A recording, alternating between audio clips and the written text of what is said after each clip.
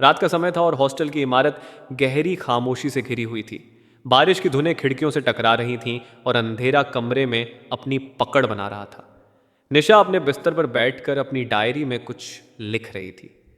तभी उसे छत से एक हल्की सी ध्वनि सुनाई दी। उत्सुकता से वह ऊपर छत पर गई जहां उसने एक लड़के को गिटार बजाते देखा।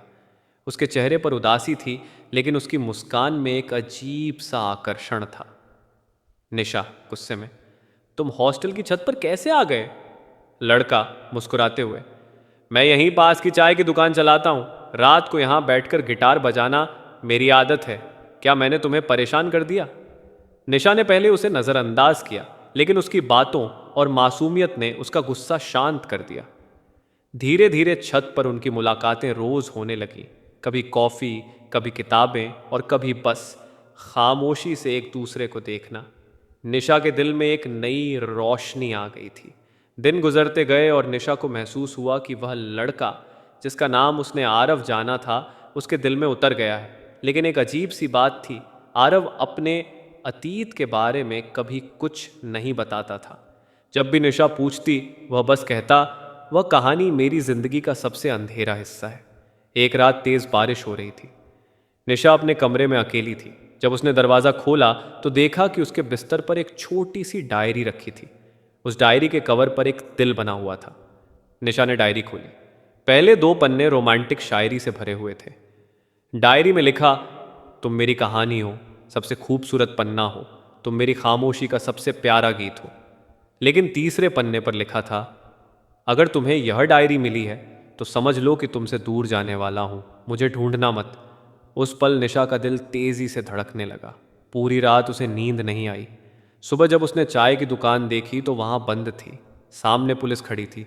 हॉस्टल के छात्र बातें कर रहे थे। छात्र, उसका असली नाम आरव नहीं कबीर था। हॉस्टल में 2 साल पहले जो लड़की मर गई थी उस केस में उसका नाम आया था। निशा का खून जम गया। जो लड़का उसके साथ छत पर बैठता था, जिसके साथ उसने सपने देखे थे, वह एक कातिल हो सकता था। उसने डायरी फिर से खोली। हर शेर के बीच एक अजीब सा दर्द छुपा था, जैसे वह अपने सारे राज उस डायरी में छुपा रहा हो। डायरी के आखिरी पन्नों पर एक सुराख था, एक पुराना मंदिर का जिक्र। रात के अंधेरे में जब सब सो गए थे, निशा मंदिर गई। अंधेरे में घंटी की आवाज़, तेज हवा उस पल को और भी डरावना बना रही थी। मंदिर के सामने कबीर खड़ा था। उसके चेहरे पर आंसू थे। कबीर, मैं कातिल नहीं हूँ निशा। जिस लड़की की मौत हुई वह मेरी मंगेतर थी। उस रात मैं उसे बचाने आया था, लेकिन सबने मुझे ही दोषी बना दिया। निशा का दिल टूटता भी और जुड़ता भी। उसने कबीर की आंखों में देखा। वहाँ गिल्ट भी था, दर्द भी था और सच भी। निशा धीमी आवाज़ में, अगर तुम सच कह रहे हो तो मैं तुम्हारे साथ हूँ, लेकिन तुम पुलिस से हमेशा नहीं छुप सकते। हम मिलकर सच सामने लाएंगे।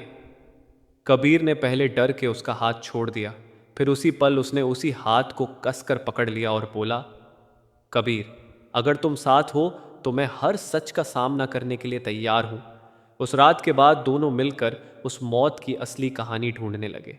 निशा ने लाइब्रेरी रिकॉर्ड देखे।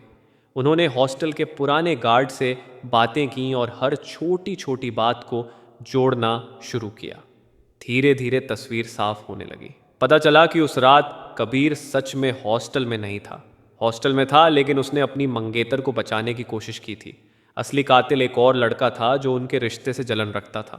उसने उस लड़की को धक्का दिया और मौत का इल्ज़ाम कबीर पर लगा दिया। पुलिस को सबूत दिए गए और असली सच सामने आया। कबीर की बदनामी दूर हो गई। साल भर से जो बोझ उसके दिल पर था वह हल्का हो गया। लेकिन सबसे बड़ी बात यह थी कि अब उसकी ज़िंदगी में एक ऐसी लड़की थी जो उसके राज जानती थी और फिर भी उस पर भरोसा करती थी। एक हफ्ते बाद हॉस्टल के टेरेस पर वही मंजर था। बारिश हो रही थी, हवा तेज चल रही थी। दोनों एक छोटी सी छतरी के नीचे खड़े थे। कबीर हल्के से मुस्कुराकर, मैंने अपना सब कुछ खो दिया, लेकिन तुमने मुझे दोबारा जीना सिखा दिया। निशा उसका हाथ और कसकर पकड़ लेते हुए, प्यार वही होता है जिसमें डर भी हो, दर्द भी हो, फिर भी दिल कह रहा है मैं तुम्हारे साथ हूं। उस रात टेरेस पर खामोशी थी, लेकिन दोनों के दिलों में एक नई कहानी लिख चुकी थी। ऐसी कहानी जिसमें रोमांस भी था, सस्पेंस भी था और एक नई शुरुआत भी।